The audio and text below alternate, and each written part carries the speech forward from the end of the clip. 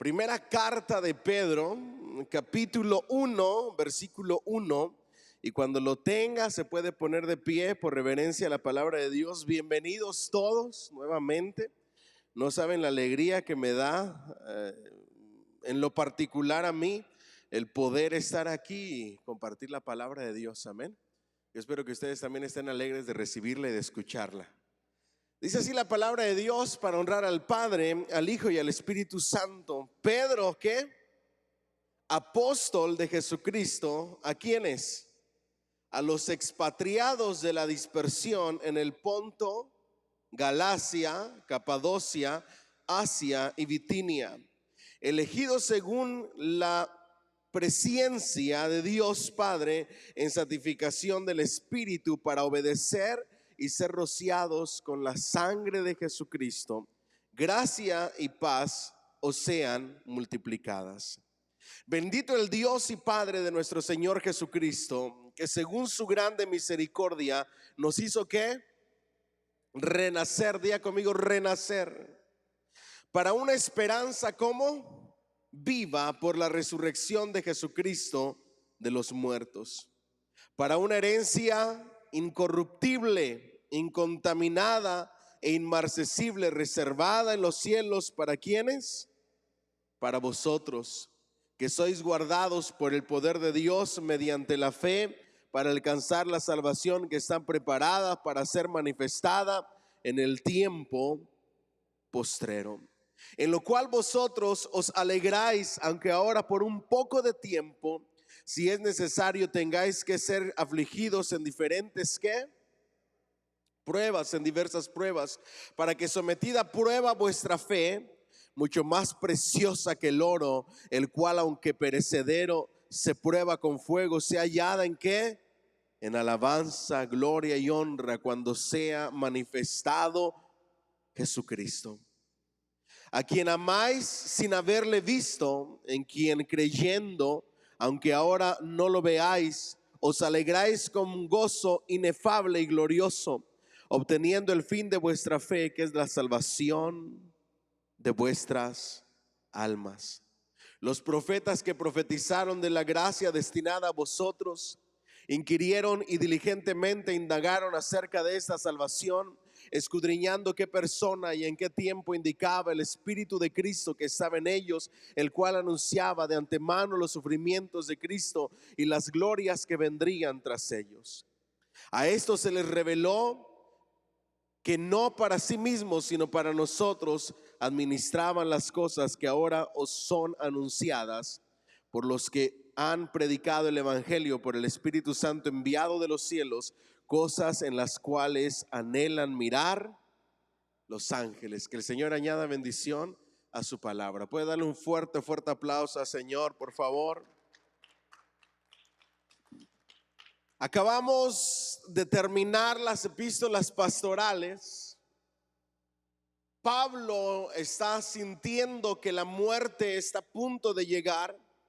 Está preparando a algunos colegas para el ministerio, para el pastorado, entre ellos Timoteo y Tito, porque están surgiendo cambios en el gobierno por ahí por el año 60 después de Cristo en adelante.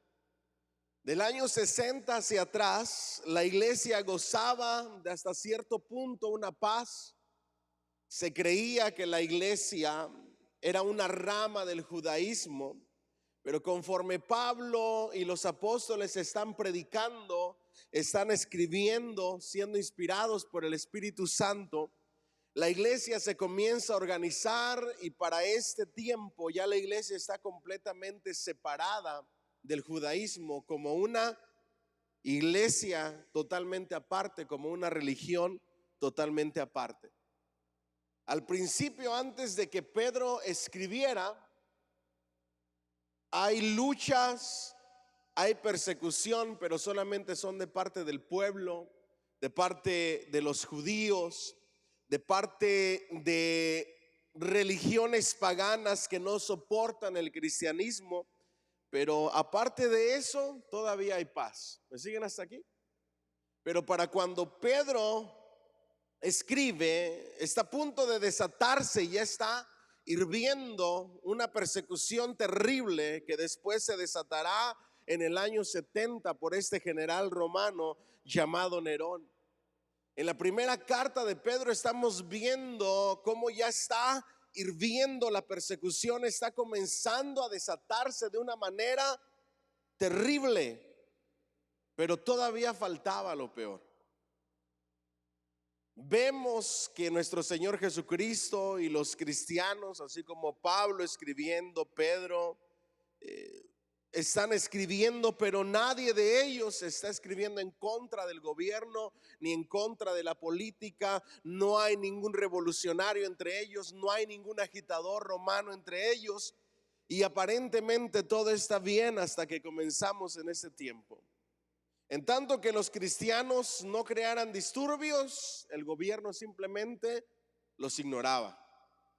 Pero hacia el fin de la sexta década, por allá por el año 69, la situación comenzó a cambiar y los cristianos se habían separado del judaísmo completamente. Ahora surgen odios, malentendidos.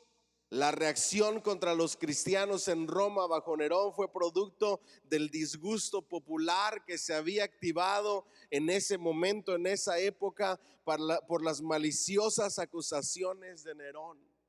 Nerón le prendió fuego a la ciudad y le echó la culpa ¿a quiénes? A los cristianos. Se desata un odio, se desata un rencor, se desata una persecución en contra del cristianismo como nunca antes ha surgido.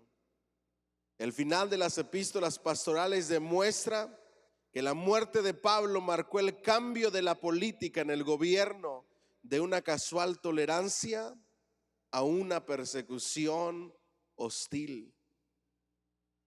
No podían organizar alguna resistencia a los cristianos de aquel entonces. No podían hacerlo porque habrían violado su propio principio de la obediencia pacífica al gobierno, dando ocasión para mayores cargos en su contra.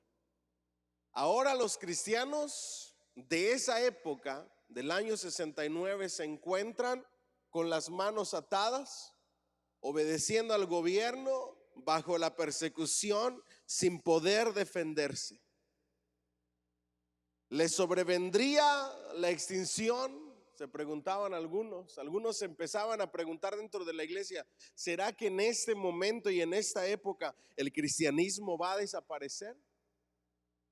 Ahora yo les pregunto, imagínense ustedes viviendo una de las peores persecuciones a los cristianos. La mayoría de nosotros nos preguntaríamos si ahí se acabaría todo. Pero Dios tenía un plan perfecto que ha llegado hasta hoy y se va a seguir extendiendo hasta el tiempo que Él quiera. Yo no sé qué le provoca eso. Pero muchos cristianos empezaban a dudar y pensaban que iba a ser la extinción del cristianismo. ¿Cuál sería el fin de la iglesia? ¿Se repetiría una vez más en las provincias las brutalidades de Nerón? Y a todas esas preguntas ellos exigían una respuesta. ¿A quiénes creen ustedes? ¿Quién tiene la respuesta en medio de momentos oscuros, tenebrosos, de persecución, de problemas y de luchas? Ya conmigo, los líderes. Los líderes estamos supuestos a dirigir a la congregación.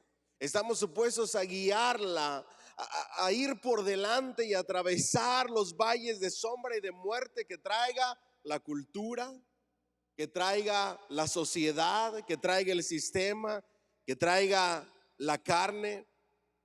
Y ellos van con los líderes y les dicen: ¿qué es lo que vamos a hacer?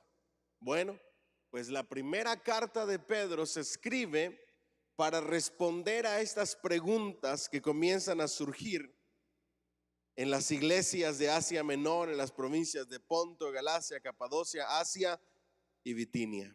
¿Me siguen hasta aquí? Los orígenes de estas iglesias no los sabemos a ciencia cierta. Lo que sí sabemos es que de estas regiones había gente en el día de Pentecostés. Por allá en el capítulo 2 del libro de Hechos, versículo 9, vemos gente de estas regiones. Y lo que se supone que haga el cristiano al recibir su fe y al aceptar a Cristo y al conocer al Mesías, ¿qué se supone que haga? ¿Ah? Compartir, predicar acerca de Cristo. Ahora mi pregunta para nosotros es, ¿qué estamos haciendo nosotros? Porque hoy más que nunca urge hablar acerca de Cristo, compartir que hemos conocido a Cristo. Esta gente que conoció en el día de Pentecostés llegó a sus lugares de orígenes y comenzaron a hablar y a predicar del Mesías y de lo que había sucedido en ese día del Pentecostés con el derramamiento del Espíritu Santo. También es muy posible, aunque la Biblia no lo dice así de manera clara, que Pedro se haya encargado de evangelizar esas regiones, porque recuerden que de Antioquía, que era el lugar en donde se mandaban todos los misioneros para la obra de la predicación del evangelio, es muy posible que Pedro fuera para esas regiones. Aparte que Pablo no menciona que haya ido a esa área de ese territorio, porque era muy probable que ya alguien más estuviera predicando en ese lugar. Y aquí me lleva al primer punto para aplicar. Ustedes saben que hay una iglesia en cada esquina, ¿verdad que sí? Los negocios en este país, y miren la comparación que voy a hacer, los negocios en este país se ven totalmente diferente a mi país, por ejemplo.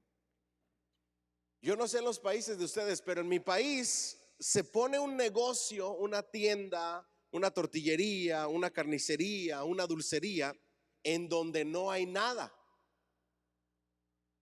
Porque ahí donde no hay, para que la gente vaya. En Estados Unidos se ven los negocios de otra manera. En donde hay, se pone la competencia. ¿Verdad que sí? ¿Por qué? Porque ahí va a llegar la gente. Entonces se concentra todo donde hay y hay una competencia en ese lugar a donde va a llegar la gente. La manera de ver la iglesia, el evangelismo en la época de Pablo era diferente a la de hoy en día. Hoy las iglesias están cometiendo el error, y que Dios nos libre de ver la iglesia no como el cuerpo de Cristo y como un organismo, sino como un negocio. Y desafortunadamente hay una iglesia en cada esquina y cada una está haciendo su luchita, no por predicar el evangelio, sino por hacer negocio. Por ejemplo, fui a una iglesia, a una reunión de pastores, y el pastor decía, the church down the road, down the street, la iglesia de enseguida, y todos sabíamos a qué iglesia nos referíamos. Dice que empezó a vender los locales, los campuses que tiene en commercial sites para aprovechar el boom de real estate. Muchas iglesias hoy son negocios de real estate en lugar de ser iglesias, aprovechándose de la fe.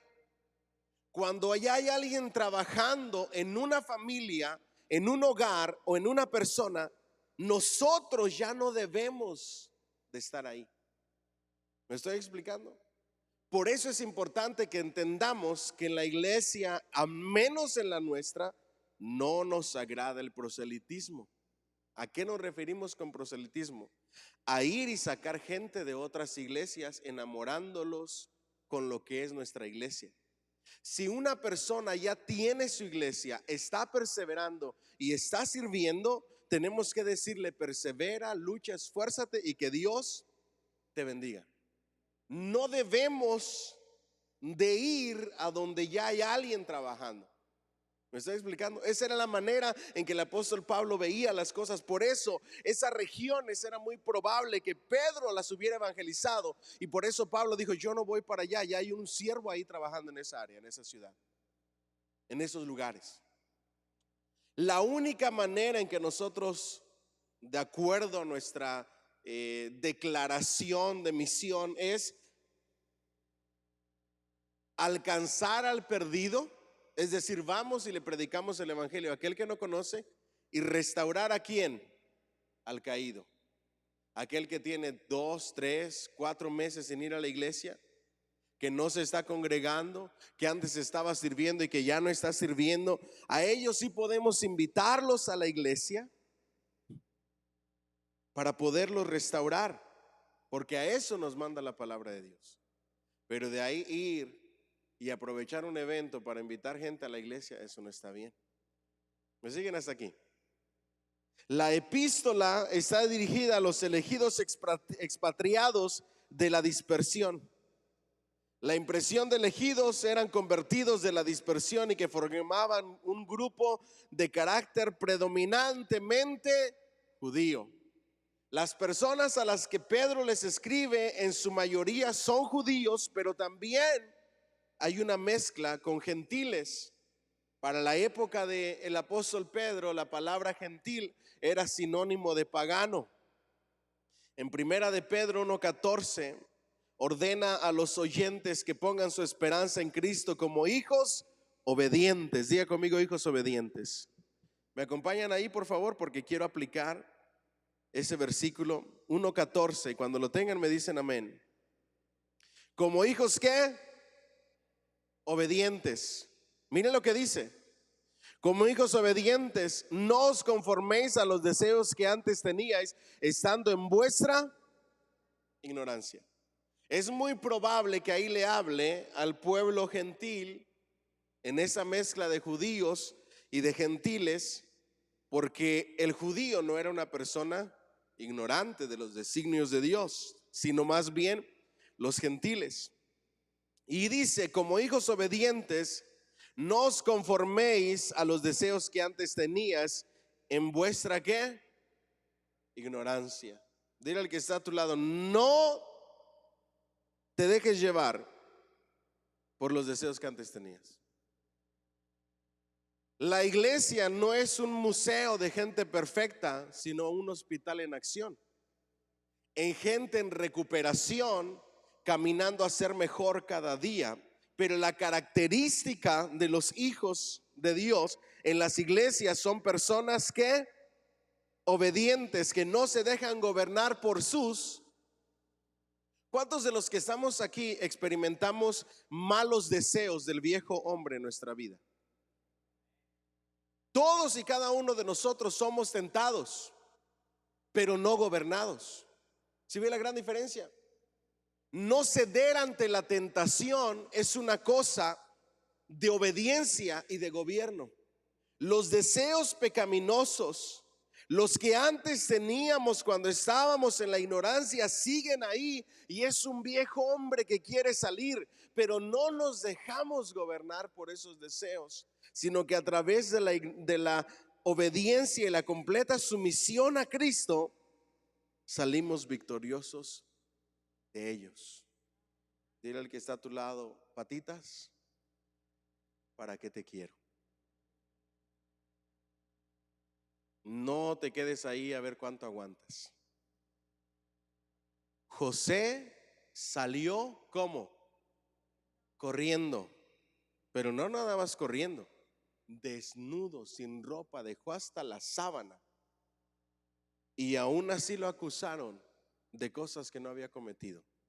Lo mismo está sucediendo en la carta que escribe el apóstol Pedro. Dice, quizá van a sufrir hasta por hacer el bien.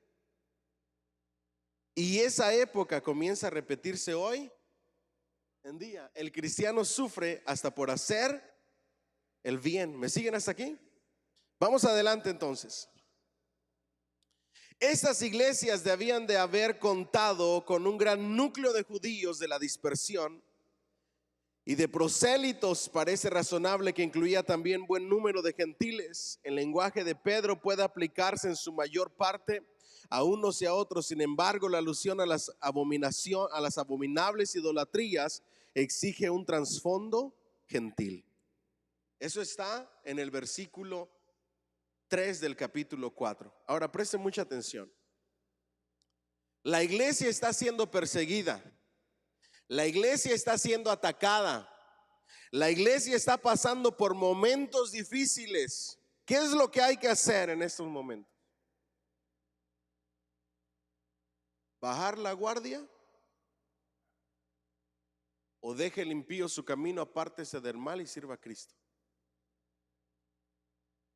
Mi mamá decía un dicho que se me quedó grabado toda mi vida: ves la tempestad y no te hincas. A veces los seres humanos somos las peores criaturas irracionales, peor que un animal que decimos que no tiene racionamiento, porque vemos el peligro y no hacemos ¿qué? No huimos. Hoy vemos peligro en todas partes. Vemos peligro en las escuelas, vemos peligro en el sistema. Es más fácil cambiarte de género, masculino o femenino, en tu acta de nacimiento que cambiarte de nombre. Así de loca está la sociedad hoy en día.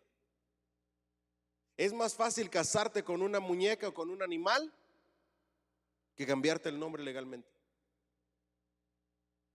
Vivimos en tiempos terribles, vivimos en persecución, vivimos bajo ataques del enemigo. Y el apóstol dice: tienen que salir, tienen que obedecer, tienen que despertar del letargo espiritual en el que están y salir de la ignorancia y de la idolatría. Dile al que está a tu lado: tienes que despertarte. Tú sabes que tus hijos se pueden perder de la noche a la mañana. ¿Y qué estás haciendo para evitarlo?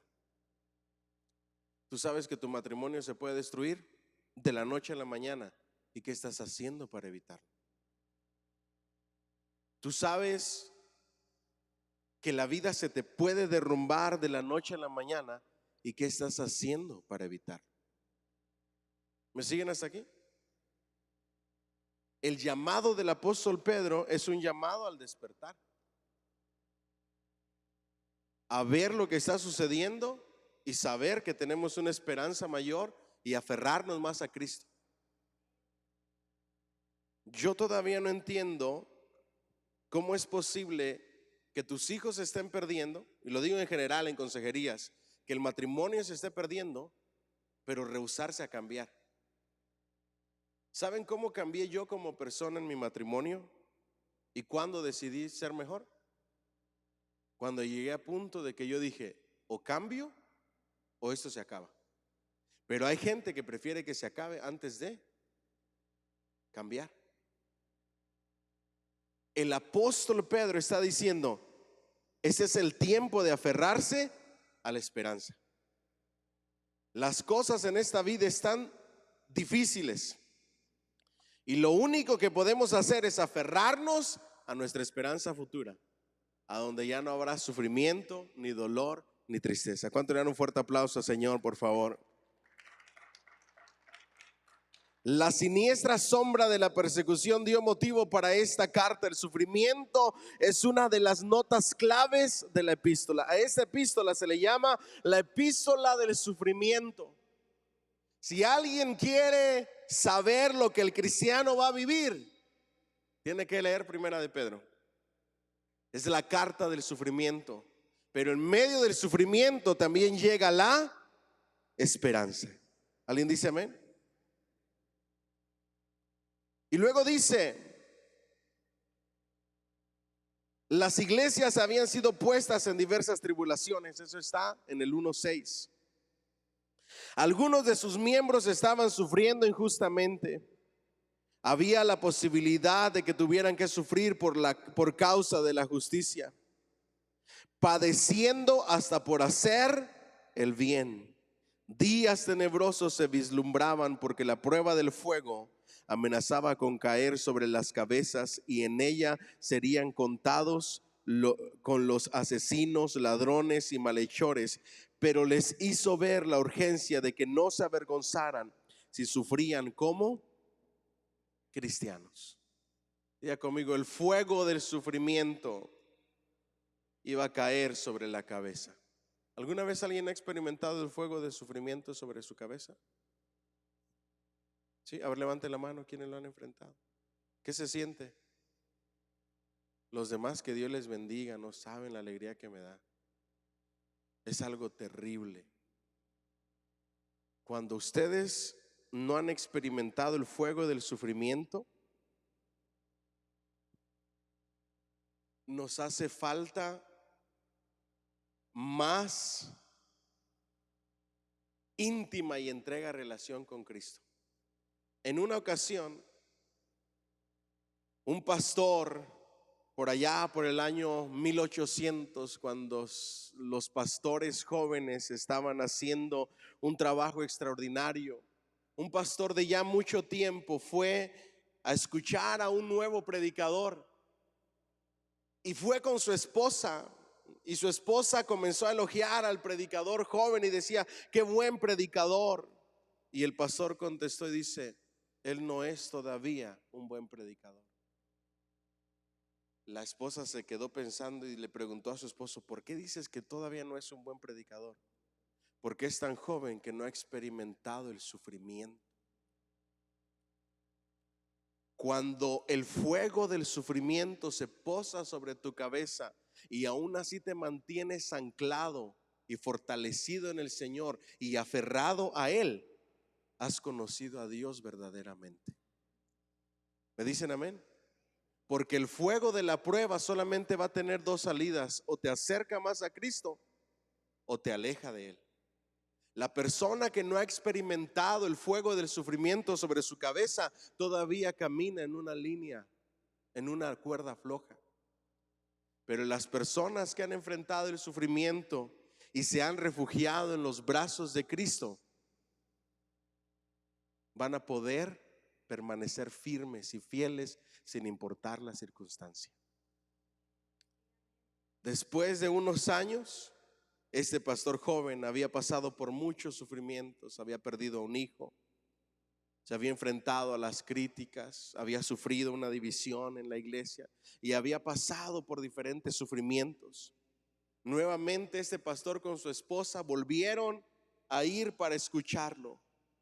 Ahora se guardó los comentarios la esposa y solamente le dijo a su esposo, que era un pastor ya anciano: ¿y qué piensas?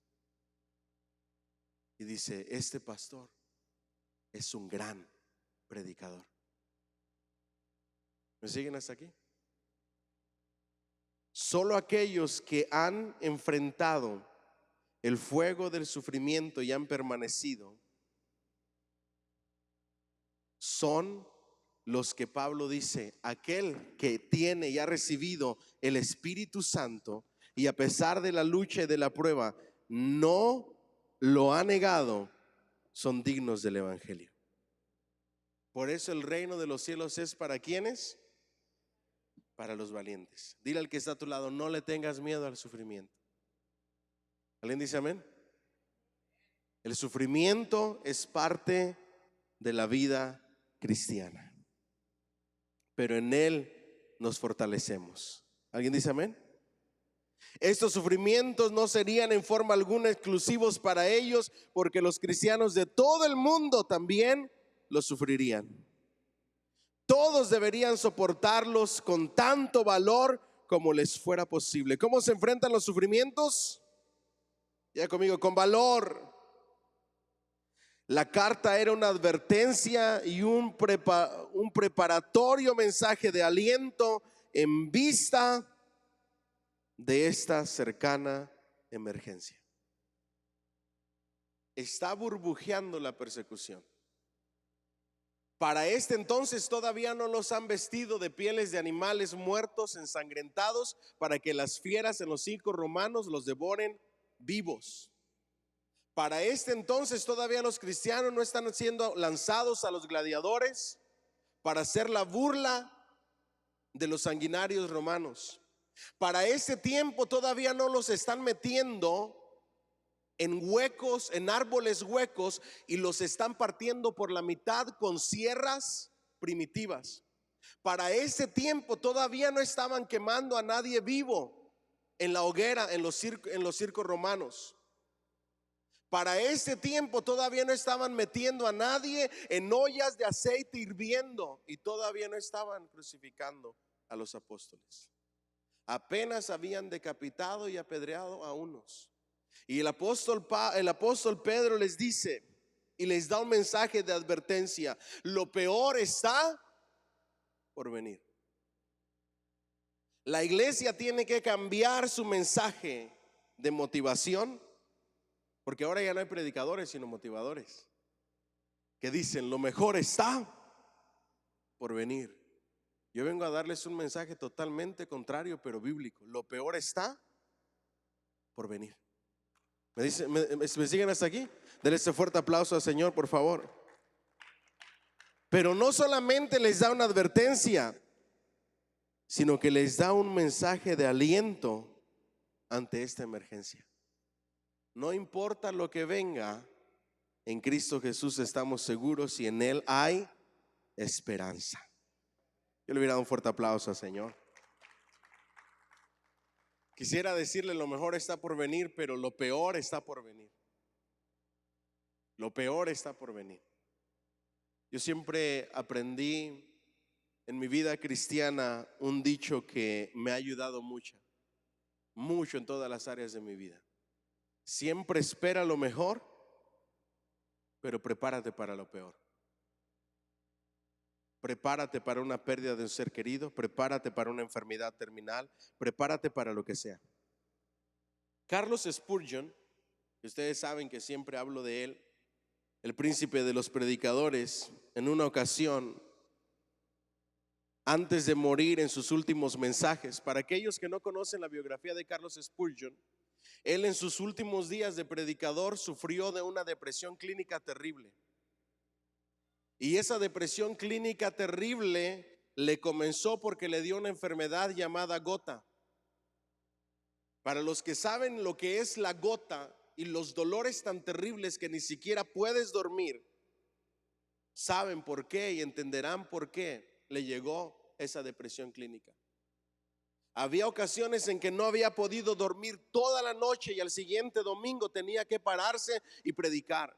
Era tan fuerte su depresión que algunos historiadores dicen que pasaba largos minutos llorando mientras predicaba por causa del furor emocional, por causa de la depresión.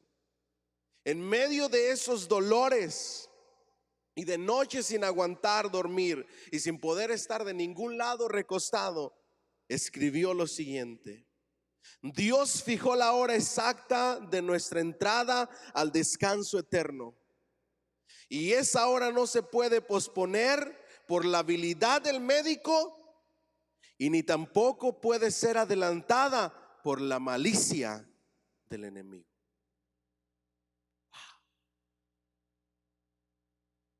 ¿Lo entendieron o no?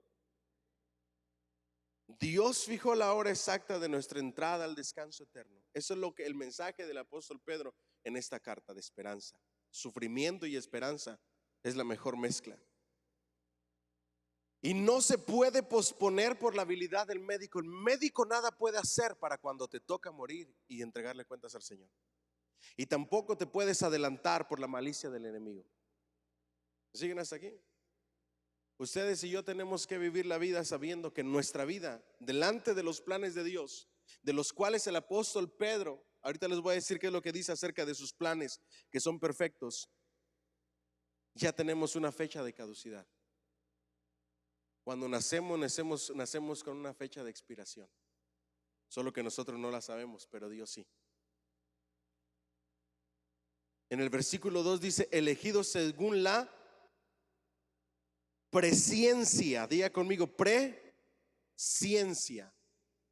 El conocimiento previo de Dios de todas las cosas. ¿Me dicen amén? No importa los sufrimientos en esta vida, tenemos una esperanza y un descanso eterno. El problema es cuando nos aferramos a esta vida ignorando que somos peregrinos y extranjeros y que estamos aquí de pasadita. ¿Me siguen hasta aquí? Acerca del autor, fue Simón Pedro, ¿verdad que sí? ¿De dónde era Simón? Galileo. ¿Qué tenía como oficio? Pescador. Y fue traído a Cristo al comienzo de su ministerio. Eso está en Juan 1, 41 y 42. Simón era su nombre original. Pedro, que significa roca, fue el sobrenombre que le dio nuestro Señor Jesús, prediciendo que su naturaleza impulsiva y vacilante se tornaría tan firme y digna de confianza como una roca. El sobrenombre de Pedro se lo puso nuestro Señor Jesucristo por su personalidad, por su naturaleza impulsiva, por ser vacilante. Iba a ser cambiado y a ser transformado para ser firme y digno de confianza como una roca. ¿Lo logró o no? Diga conmigo, cuando Dios me llamó, Él ya tenía un plan en mí. Y ese plan lo está perfeccionando. Y no ha terminado con nosotros todavía. Todavía nos está dando forma, todavía nos está puliendo.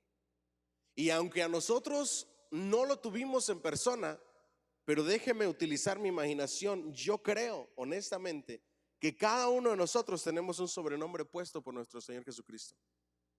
Un sobrenombre que nosotros le llamamos propósito. Cada uno de nosotros tenemos un propósito específico y especial en nuestra vida. Una obra que comenzó, y aquel que comenzó la buena obra no descansará hasta terminarla. Yo no sé qué le provoca eso. ¿Alguien dice amén? Simón dejó sus barcas de pesca para obedecer el llamado de Jesús. Yo le hago la pregunta, ¿qué has dejado tú? Unos me van a decir, ay pastor, yo ni el chisme he podido dejar. Y usted me pregunta eso. ¿Qué has dejado tú por seguir el llamado de Jesús? Muchos han dejado muchas cosas, o hemos dejado muchas cosas que al viejo hombre le encantan y le agradan. ¿Cierto o no es cierto? Pero las hemos dejado y las hemos tenido por basura, como dice el apóstol Pablo, por seguir y obedecer el llamado de nuestro Señor Jesucristo. Bendito llamado de los escogidos. Yo le hubiera dado un fuerte aplauso al Señor, por favor. Pedro era dirigente por naturaleza. Diga conmigo, era un líder. ¿Me siguen hasta aquí? Y con frecuencia hablaba a nombre de los 12. Jesús lo colocó en el círculo más íntimo de sus discípulos. Yo le hago una pregunta. Aunque Jesús, nuestro Señor, no hace acepción de personas, tenía un grupo que íntimo. Diga conmigo, sus íntimos.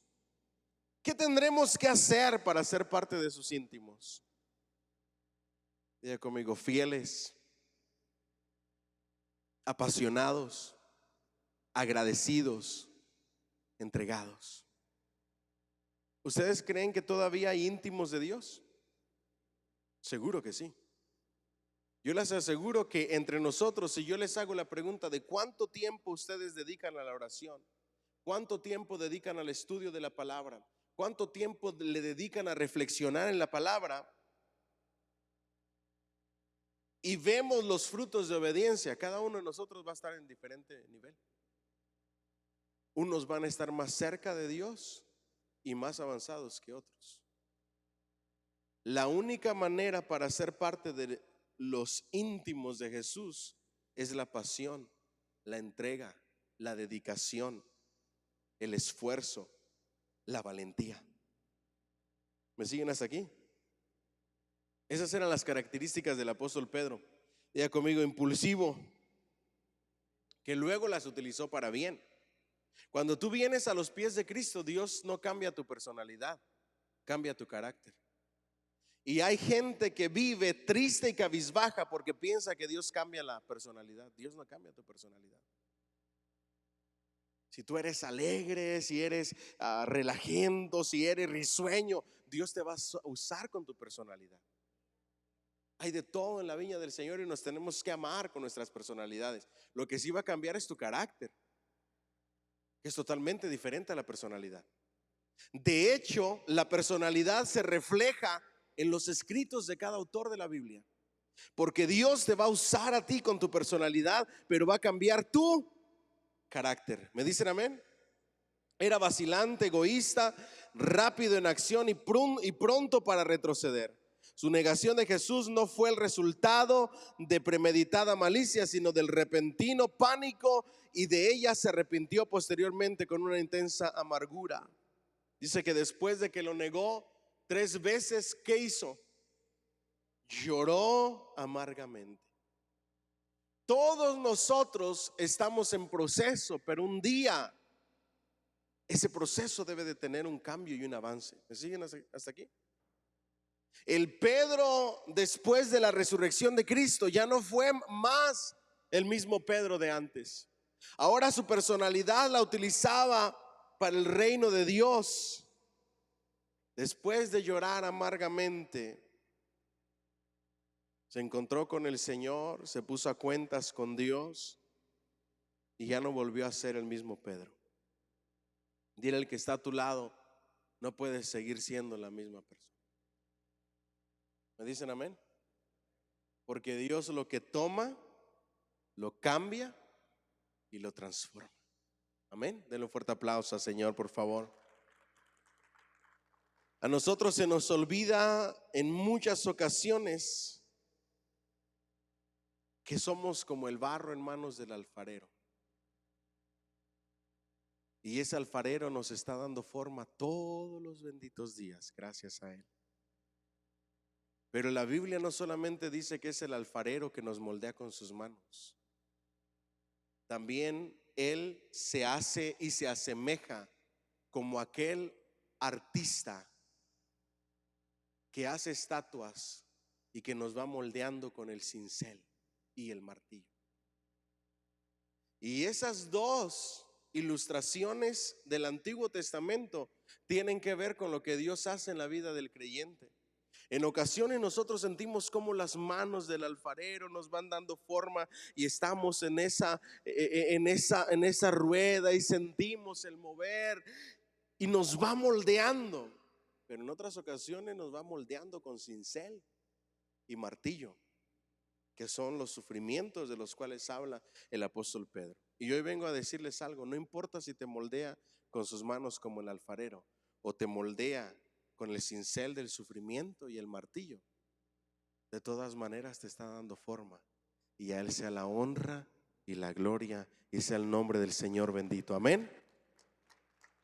Aleluya. ¿A cuántos les da alegría eso? Amén. Sin embargo, tenía en su alma profundas corrientes de lealtad. Algo que le caracterizaba al apóstol Pedro y que nos debe de caracterizar a cada cristiano es la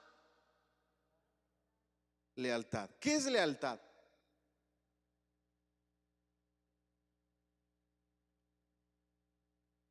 Piénselo.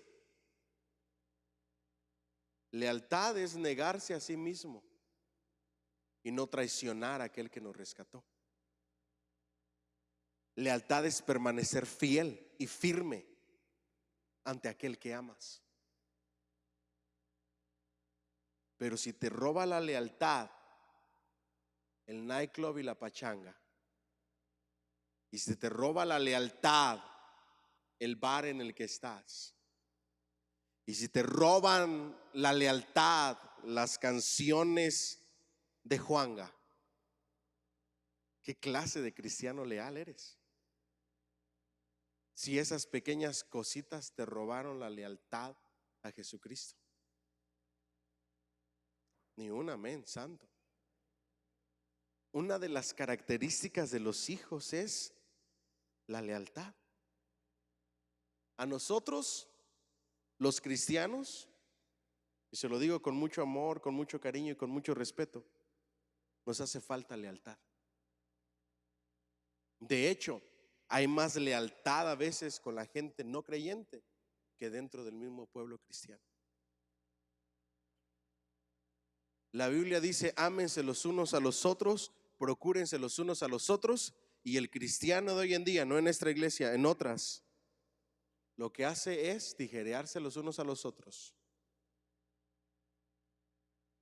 zarpazo los unos a los otros, con tal de yo quedar bien hago que medio mundo quede mal.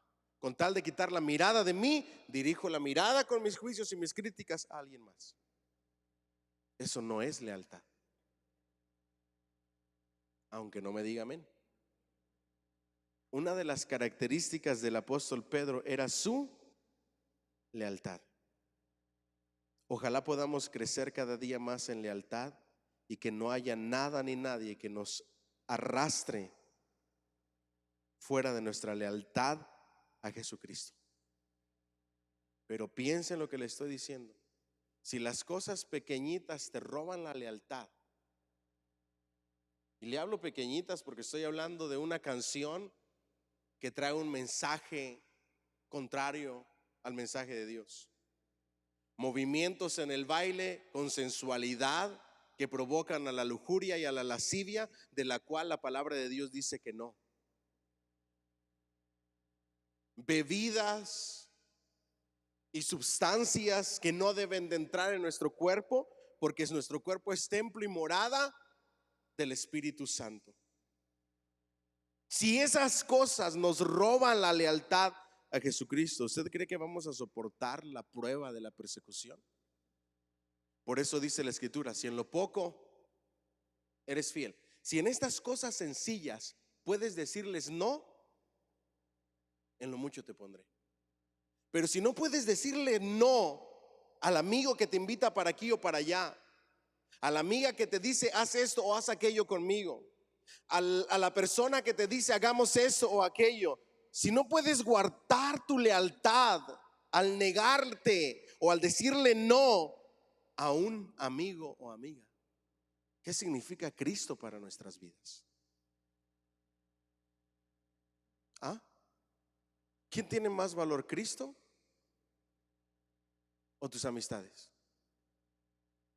Ay, pastor, es que me ofreció, es que me invitó, es que me dijo, es que aquello, y no lo quise hacer sentir mal. Entonces tu relación con Cristo no importa, importa más no hacer sentir mal a alguien más. ¿Quién te salvó? Cristo. ¿Quién entregó su vida por amor a ti? Cristo. ¿Quién derramó su sangre? Cristo. ¿A quién le debemos nuestra lealtad? A Cristo. Den un fuerte aplauso al Señor, por favor. Dile al que está a tu lado, dile no a todo mundo y dile siempre sí a Cristo. Al final de cuentas, el único que va a quedar ahí va a ser Cristo y su amor. Te va a abandonar incluso padre y madre. Esa es la vida del ser humano. Pero con todo y eso, Dios siempre va a estar contigo. A Él debemos toda nuestra lealtad. Él no falla, Él no nos abandona, Él no nos deja, Él no nos desampara. A Él debemos nuestra lealtad. ¿Alguien dice amén? Era una de las características y por eso llegó a ser el Pedro que llegó a ser. Si nosotros queremos hacer grandes cosas para Dios, necesitamos aprender sobre lealtad. Amén. Se afligió profundamente por la desaparición del cuerpo de Jesús de la tumba y se regocijó de ver al Señor resucitado. En el día de Pentecostés, Pedro, en compañía de los otros que habían formado el grupo de oración, fue lleno con el Espíritu. Una persona usada por Dios, que es parte de los íntimos, utiliza su personalidad y su influencia para hacer cosas que agradan a Dios. Organiza cultos de oración, organiza clubs de lectura, organiza reuniones donde se hable la palabra de Dios. Siempre está procurando ver qué se hace para servir a Dios, para buscar de Dios, para conocer más a Dios, para acercarse más a Dios, para ser más llenos del Espíritu Santo. No pierde su tiempo en las cosas de esta vida que son perecederas, que son como la neblina que hoy está y mañana desaparece. Son personas que su mirada están puestas en las cosas eternas.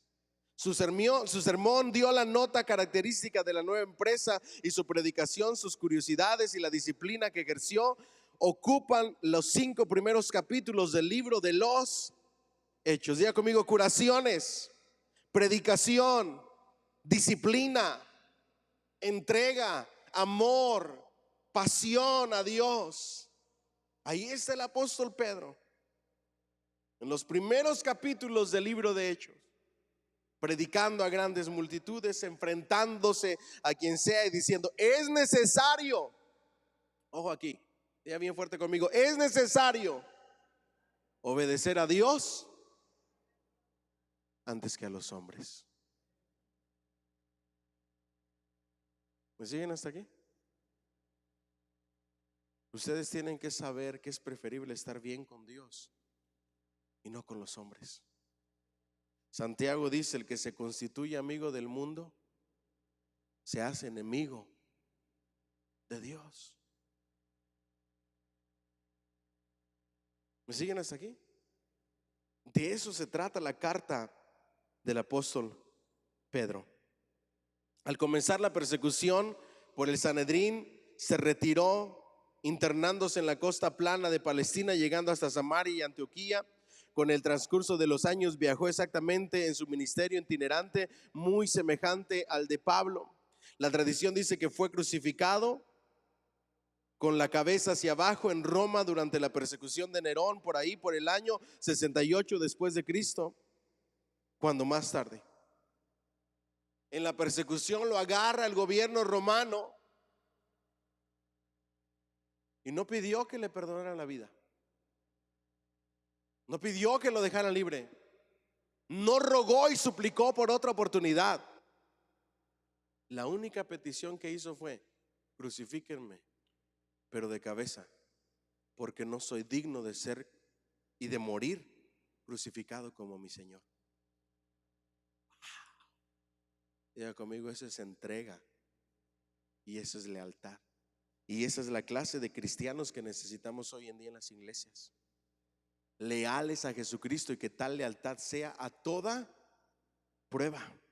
En las clases de membresía, a mí me gusta contar una historia de un general romano que perseguía a los cristianos en regiones donde había demasiado frío en los inviernos. Y la historia cuenta y relata que en una ocasión persiguió a un grupo de cristianos y para obligarlos a negar su fe los llevó a un lago que estaba totalmente congelado, las aguas frías con hielo. Los metió uno a uno para que se murieran de hipotermia, y uno a uno entregó su vida por amor a Cristo. Y mientras estaban muriendo, hablaban y predicaban acerca de Cristo.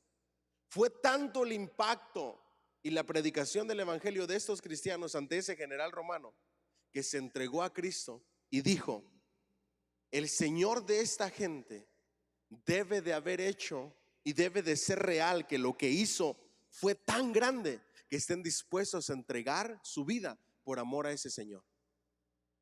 Y si vale la pena entregar su vida por amor a aquel que hizo eso que ellos dicen, yo también quiero ser parte de ellos.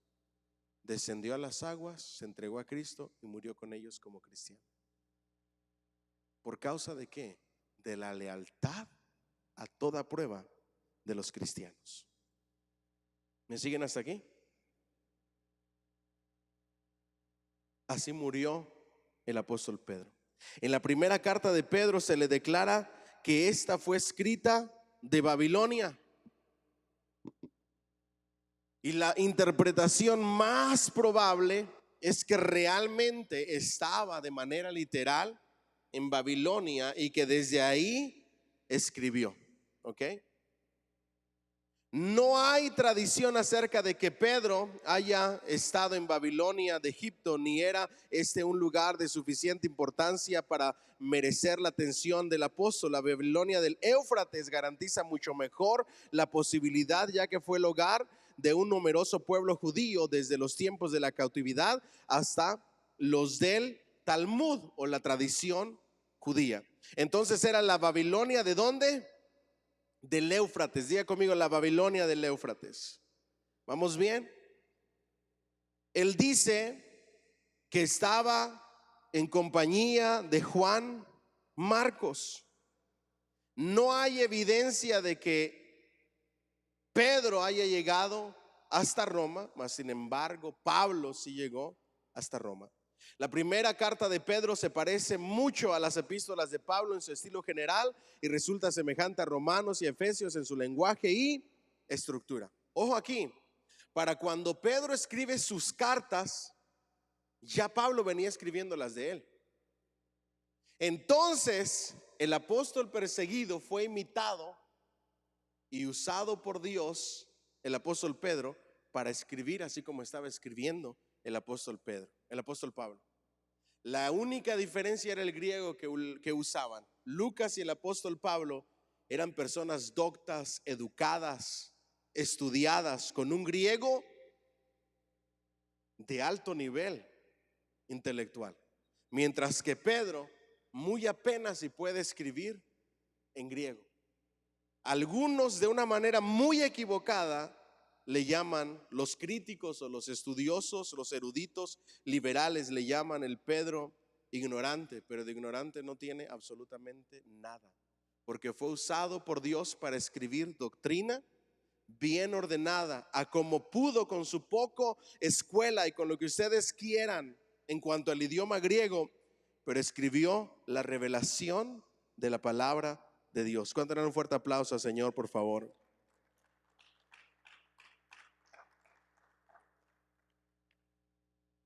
Ya que los dos se habían conocido durante muchos años, Pedro y Pablo, y tanto más cuanto que la influencia de Pablo sobre el pensamiento de Pedro se afirma categóricamente en Gálatas, Pedro estaba familiarizado con las epístolas de Pablo.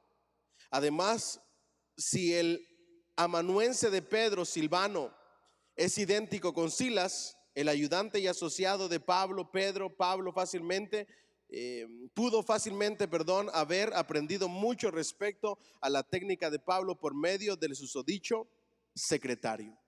Además del tema del sufrimiento que garantiza la epístola, hay el contratema de la verdadera gracia de Dios. El sufrimiento debe afrontarse con la gracia y debe acrecentar la gracia en el individuo. El término gracia aparece en los saludos como sumario del mensaje de los profetas, como la esperanza del futuro, como el ideal de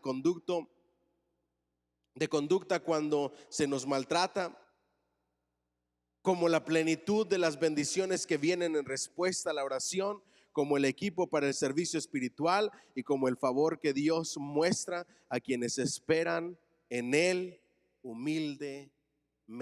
Eso es gracia.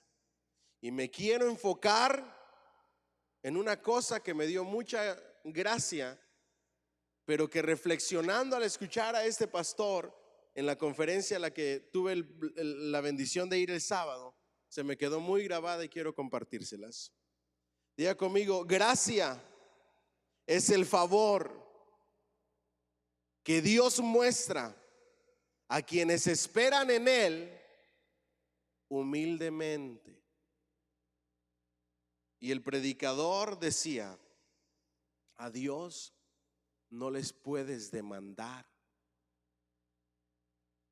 ¿Me siguen hasta aquí? Hoy demandamos, Dios, que derrames de tu poder. A Dios no le demandas nada. ¿Me siguen hasta aquí? A Dios se le pide y se le clama humildemente. No con exigencias, no con demandas y menos con supuestos derechos. ¿Me siguen hasta aquí? Diga conmigo, humildemente. ¿Vamos bien hasta ahí? No podemos exigir derechos porque a veces no somos obedientes y la desobediencia no nos da derecho a nada. No puedes demandar ni exigir porque eres una simple criatura que tienes un creador. ¿Me siguen hasta aquí? Ni tampoco puedes, no sé si sea lo mismo, command. I command. Hay oraciones así de predicadores. No puedes. Ella conmigo es la espera humilde en el Señor. ¿Cuánto le dan un fuerte aplauso al Señor, por favor? All right, vamos adelante. La experiencia personal de Pedro con Cristo se refleja en esta epístola para provecho de sus amigos que se encontraban amenazados por la persecución.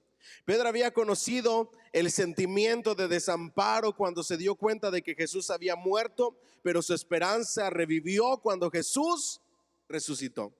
Es una carta escrita con la experiencia de las vivencias del apóstol Pedro.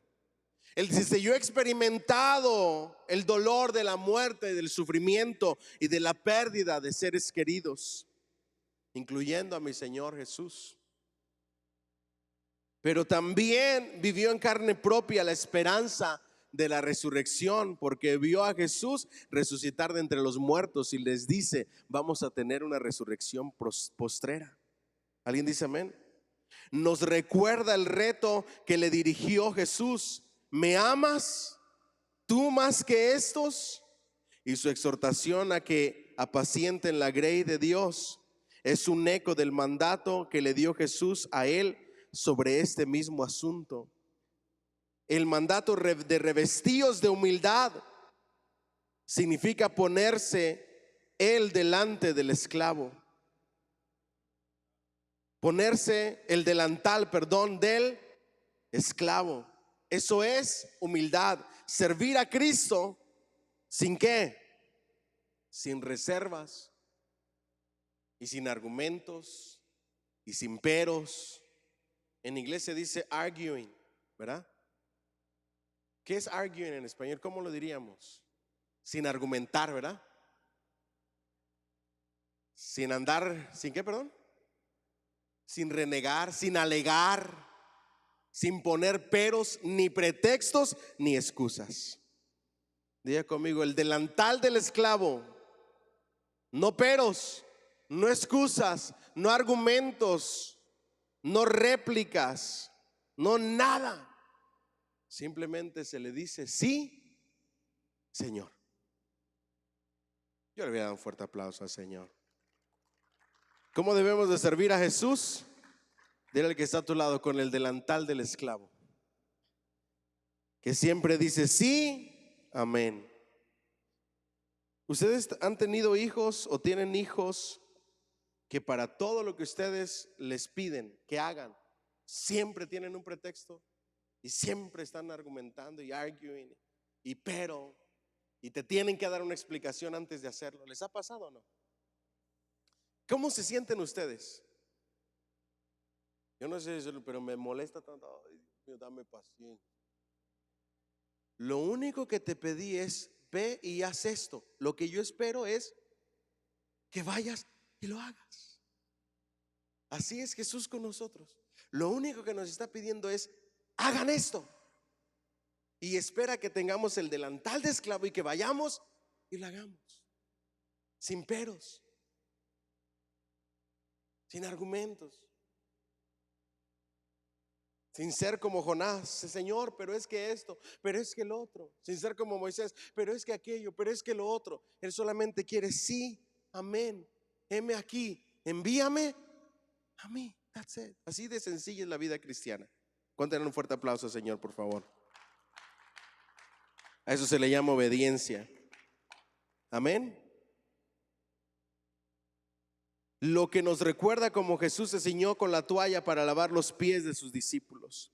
5 veces habla de los sufrimientos de Cristo, como si las escenas del Getsemaní y de la crucifixión hubieran dejado sobre él su indeleble impresión.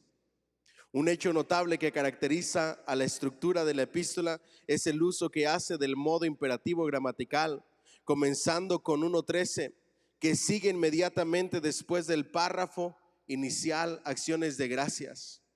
En todas ellas siempre dice y habla acerca de la sangre de Cristo derramada en la cruz del Calvario.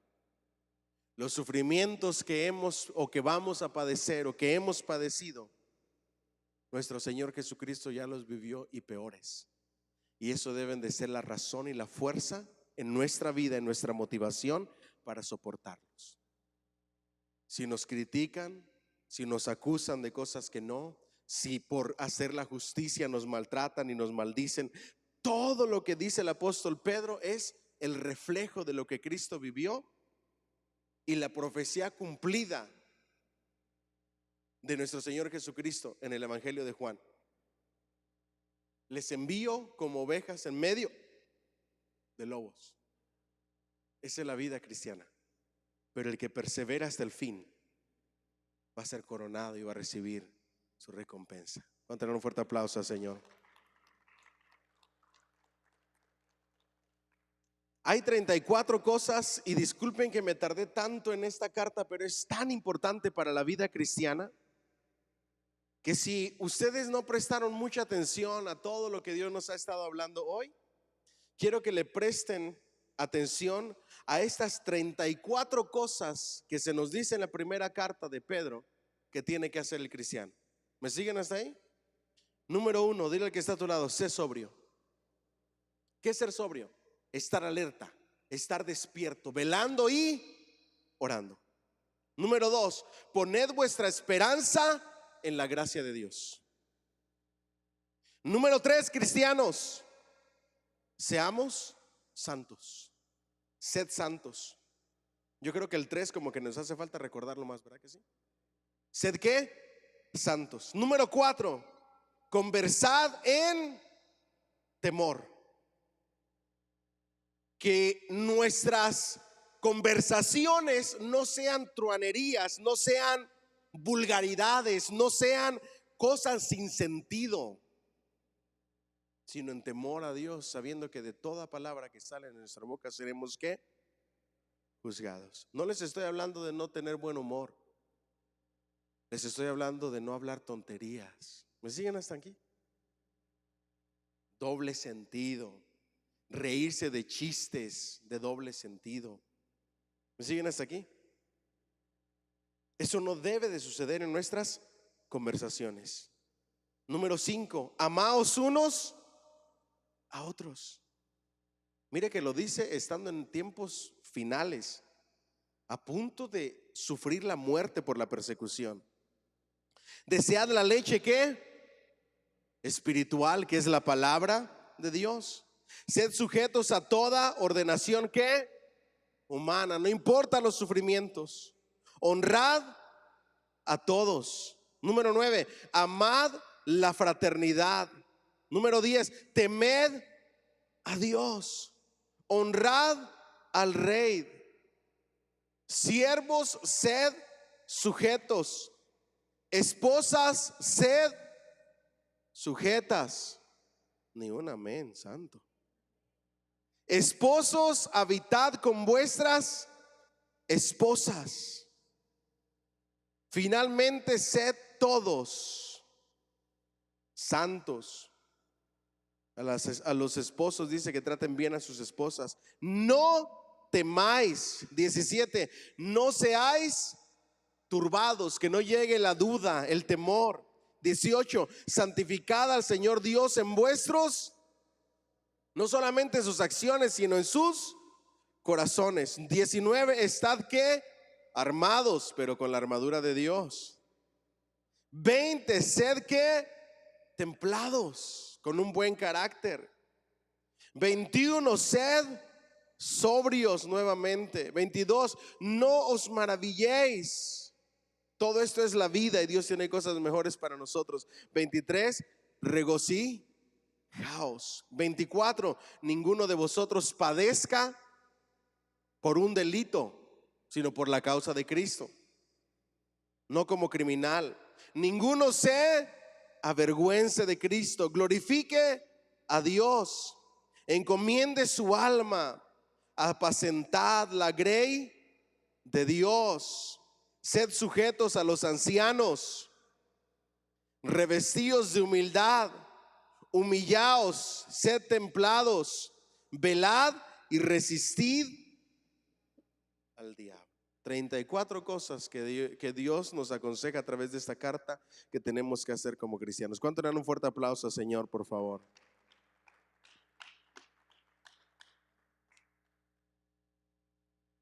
¿Vamos bien hasta ahí?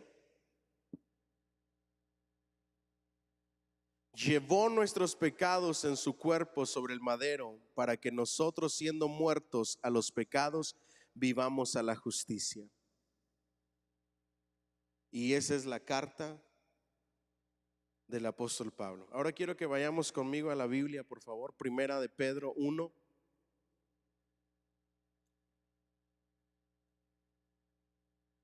Dice que tenemos una herencia incorruptible, una fe de salvación. En el versículo 7 dice, para que sometida a prueba vuestra ¿qué? Vuestra fe. Los sufrimientos es cuando nuestra fe es sometida ¿a qué? A prueba. ¿Y cómo debemos de salir? ¿Bien chamuscados o bien puros como el oro? ¿Ah? Mire lo que dice la Biblia. Mucho más preciosa que el oro, el cual aunque perecedero se prueba con fuego, sea hallada en alabanza, gloria y honra cuando sea manifestado Jesucristo. La prueba debe de producir en nosotros alabanza. En la lucha y en la prueba, en el calabozo de más adentro, en cárceles, en sufrimientos, en persecuciones, en peligros de muerte, pero todavía con alabanza. Ese es el oro. Gloria y honra.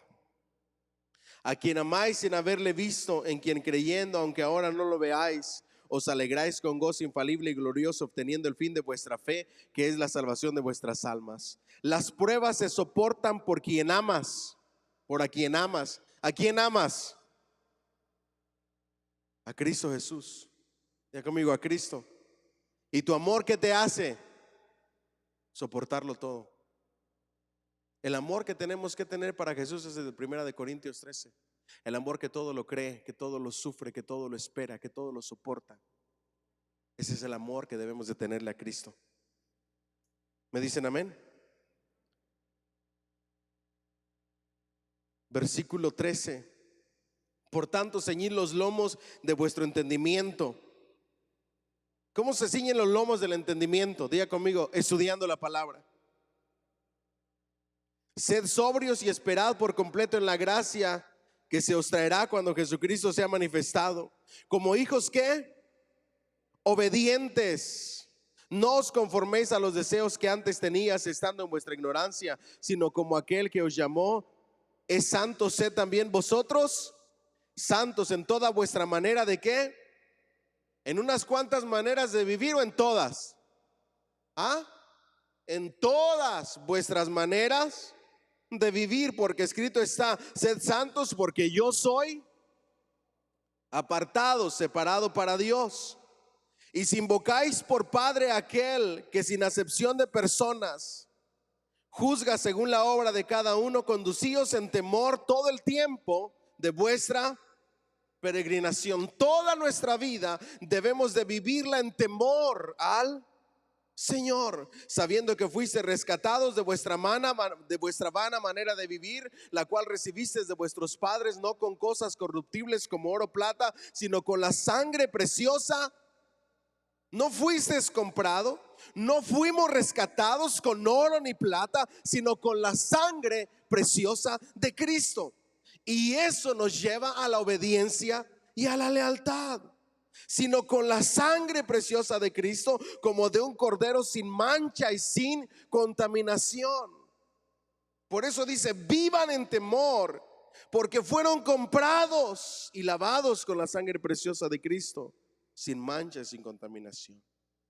Ya destinado desde antes de la fundación del mundo para ser, pero manifestado en los postreros tiempos por amor de vosotros, y mediante el cual creéis en Dios, quien le resucitó de los muertos y le ha dado gloria, para vuestra fe y esperanzas, para que vuestra fe y esperanza sean ¿quién? En Dios, habiendo purificado vuestras almas por la obediencia a la verdad mediante el Espíritu, para el amor fraternal no. ¿Cuál es el amor que debe de haber en la iglesia? El amor fraternal no ¿qué? No mentiroso, real, verdadero, sincero, que no espera nada a cambio. ¿Alguien dice amén? Amaos unos a otros, ¿cómo? entrañablemente, de corazón puro, siendo renacidos no de simiente corruptible, sino de incorruptible, por la palabra de Dios que vive y permanece para siempre. Porque toda carne es como hierba, y toda la gloria del hombre y lo que el hombre pueda conseguir como la flor de la hierba. La hierba se seca y la flor se cae, mas la palabra del Señor permanece para siempre. Y esa es la palabra que por el evangelio os ha sido anunciada. Capítulo 2: desechando pues toda malicia, todo engaño, toda hipocresía, envidias y todas las detracciones. Desead como niños recién nacidos la leche espiritual no adulterada, para que por ella crezcáis para salvación. Esa es la palabra de Dios que no le gusta leer, ni estudiar, ni desear. A Dios nos está hablando. ¿Alguien dice amén? Desead como niños recién nacidos la palabra. Si es que habéis gustado la benignidad del Señor, si no tienes deseos de su palabra, quiere decir que quizá no has gustado de la benignidad del Señor. Dígame, no diga ay Señor. No lo digo yo, lo dice la palabra. Así es que examínese cómo está su relación con Cristo si no desea y si no lee la palabra. Acercándoos a él, piedra viva, desechada ciertamente por los hombres, mas para Dios ¿qué? Escogida y preciosa. Vosotros también como piedras vivas, sed edificados como casa espiritual y sacerdocio santo, para ofrecer sacrificios espirituales. Diga conmigo, sacrificios espirituales. Hoy la iglesia ya no quiere ofrecer sacrificios espirituales, aceptables a Dios por medio de Jesucristo. ¿Cuáles son esos? Él dice, todos somos piedras vivas, todos somos servidores de Cristo, todos debemos de servir a Dios, y al servir a Dios hay que hacer sacrificios. Si llueve, le sirvo; si hace frío, le sirvo. Si no me siento con ganas, le sirvo. Si no tengo ganas o deseos, le sirvo. Si me siento triste, le sirvo. Si me siento alegre, le sirvo. Por lo que Él ha hecho en mi vida, no por cómo yo me sienta. ¿Me siguen hasta aquí? Por lo cual también contiene la escritura: he aquí pongo en Sión la principal piedra del ángulo, escogida, preciosa, y el que creyere en él no será ¿qué? Diga conmigo, no será avergonzado. Para vosotros pues los que creéis, él es precioso. Pero para los que no creen, la piedra que los edificadores desecharon ha venido a ser la cabeza del ángulo, la cual todo lo sostiene. Diga conmigo, Cristo todo lo sostiene. Y piedra de tropiezo y roca que hace caer, porque tropiezan en la palabra, siendo desobedientes, a lo cual fueron también destinados. Mas vosotros sois, iglesia, linaje escogido, real sacerdocio, nación santa, pueblo adquirido por Dios, para que anunciéis las virtudes de aquel que os llamó de las tinieblas a su luz admirable. Vosotros que en otro tiempo no erais pueblo, pero ahora sois pueblo de Dios, que en otro tiempo no habíais alcanzado misericordia, pero que ahora habéis alcanzado misericordia. Amados, yo os ruego como a extranjeros y peregrinos, que os abstengáis de los deseos carnales que batallan contra el alma, porque somos ¿qué? Peregrinos y extranjeros. Tenemos que abstenernos, manteniendo vuestra manera de ¿qué? De vivir entre los gentiles, para que los que murmuran de vosotros como de malhechores glorifiquen a Dios en el día de la visitación, al considerar vuestras buenas. Por causa del Señor, someteos a toda institución humana, ya sea el rey como a superior, ya a los gobernadores como por él enviados, para castigo de los malhechores y alabanza de los que hacen bien. Porque esta es la voluntad de Dios, que haciendo bien hagáis callar la ignorancia de los hombres insensatos, como libres, pero no como los que tienen libertad como pretexto para hacer ¿qué? Lo malo, sino como siervos de Dios. ¿Como qué? Siervos de Dios. Honrar a todos, amad a los hermanos, temed a Dios, honrar al rey. Criados, estad sujetos con todo respecto a vuestros amos, no solamente a los buenos y afables, sino también a los difíciles de soportar. porque esto merece aprobación. Si alguno a causa de la conciencia delante de Dios sufre molestias padeciendo injustamente, pues qué gloria es si pecando sois abofeteados y lo soportáis. Mas si haciendo lo bueno sufrís y lo soportáis, esto ciertamente es aprobado delante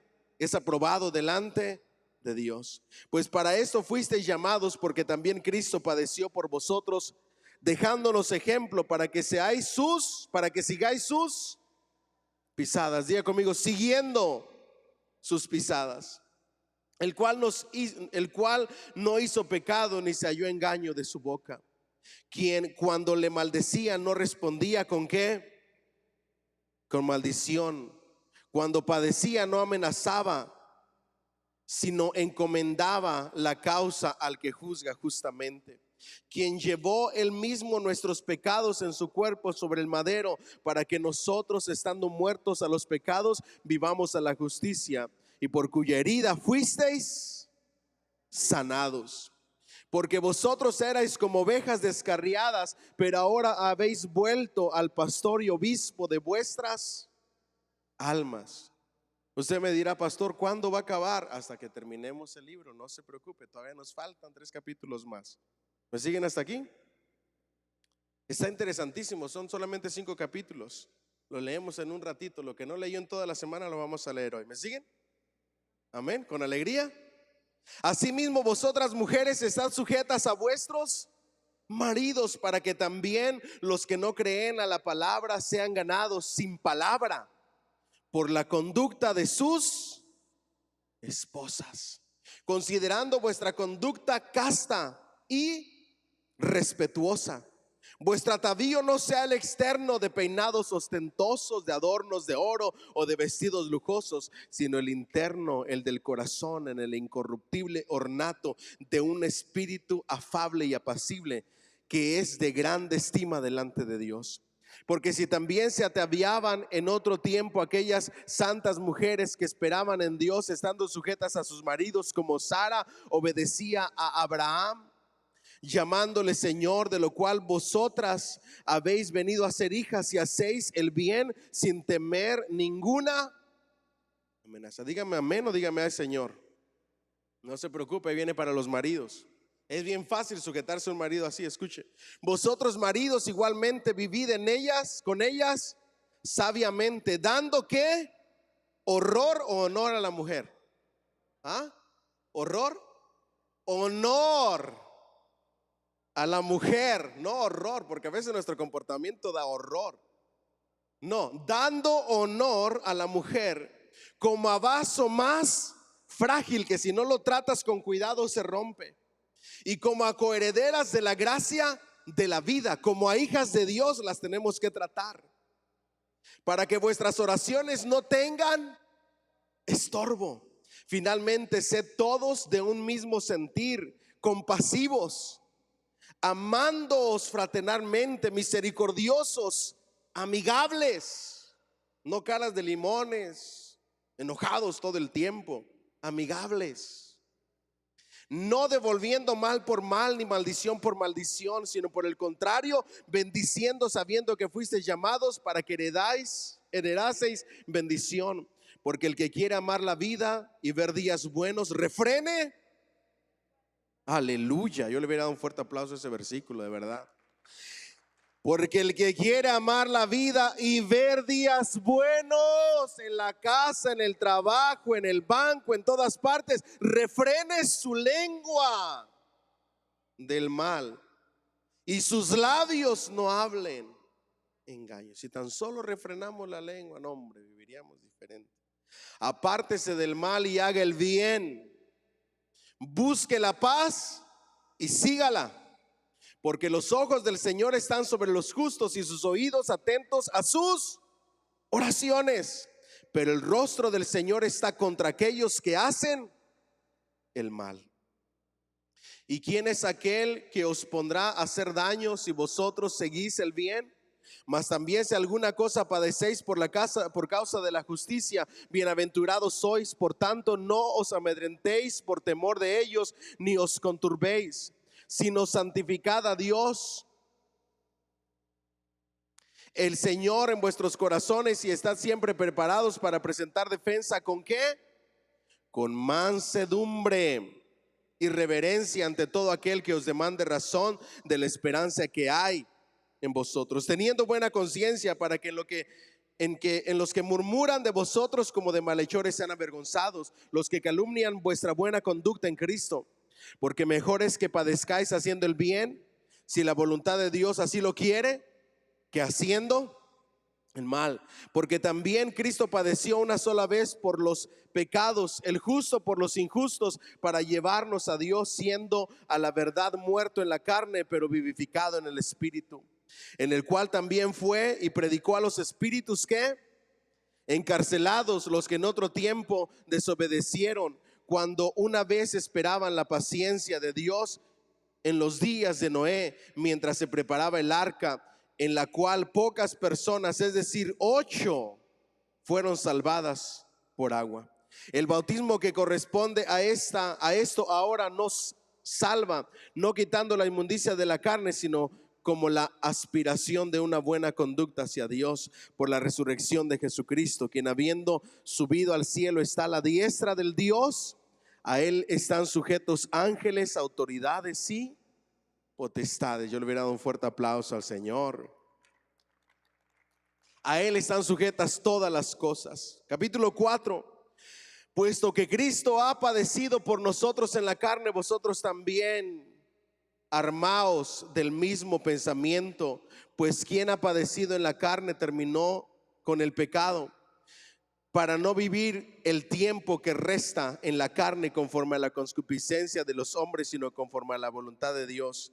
Baste ya el tiempo pasado para haber hecho lo que agrada a los gentiles, andando en lascivias, concupiscencias, embriagueces, orgías, disipación y abominables idolatrías. A esto les parece cosa extraña que vosotros no corráis con ellos en el mismo desenfreno de disolución, y os ultrajan, pero ellos darán cuenta al que está preparado ¿para qué? Para juzgar a los vivos y a los muertos. A él le vamos a dar cuentas, porque por eso también han sido predicado el evangelio a los muertos, para que sean juzgados en la carne según hombres, pero vivan en espíritu según Dios. Mas el fin de todas las cosas se acerca. Sed pues sobrios y velad en oración. ¿Velad en qué? En oración. Y ante todo tened en vosotros ferviente ¿qué? Amor, porque el amor cubrirá multitud de pecados. Hospedaos los unos a los otros sin qué? Sin murmuraciones, sin críticas, sin chismes. Cada uno según el don que ha recibido, ministrelo a los otros como buenos administradores de la multiforme gracia de Dios. Servir a Dios a través de nuestros dones y servir a otros. Si alguno habla, hable conforme a las palabras de ¿quién?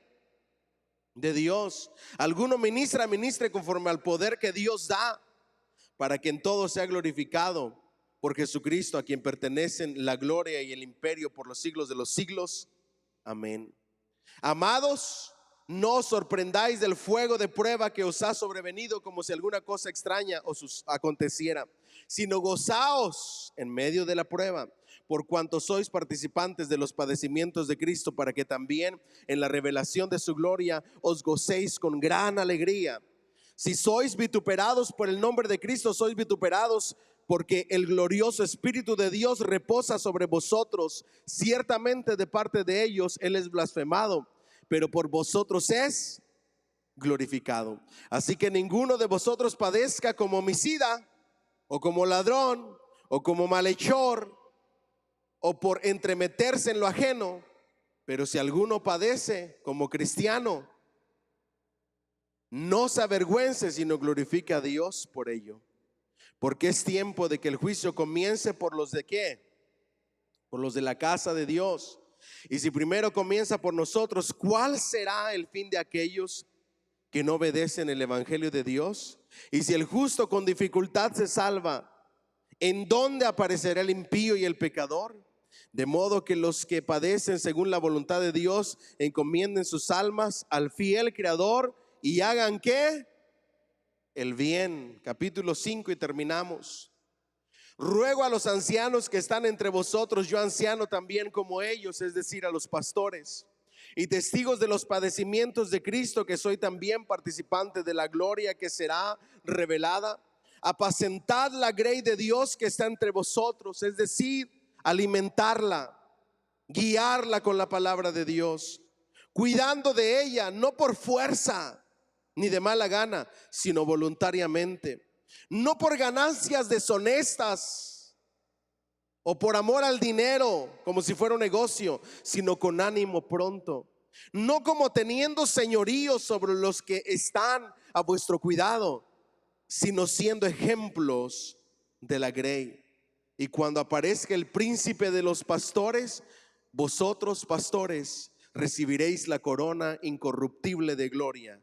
Igualmente, jóvenes, estad sujetos a los ancianos, y todos sumisos unos a otros, revestidos de humildad, porque Dios resiste. ¿Qué debe gobernar en la iglesia? Diga conmigo: el amor y la humildad. Y da gracia a los humildes. Humillaos pues bajo la poderosa mano de Dios, para que Él os exalte cuando fuera el tiempo, echando toda vuestra ansiedad sobre Él, porque Él tiene cuidado de vosotros. Yo le hubiera dado un fuerte aplauso al Señor. Él tiene cuidado de nosotros. Sed sobrios y velad, porque vuestro adversario, el diablo, como león rugiente, anda alrededor buscando a quien devorar, al cual resistid firmes en la fe, sabiendo que los mismos padecimientos se van cumpliendo en vuestros hermanos en todo el mundo. Dile al que está a tu lado: no te victimices, para todos hay sufrimiento. Amén. Mas el Dios de toda gracia, que nos llamó a su gloria eterna en Jesucristo, después que hayáis padecido, ¿cuánto tiempo? Un poco de tiempo. El mismo nos nos perfeccione, afirme, fortalezca y establezca. A Él sea la gloria y el imperio por los siglos de los siglos. Amén.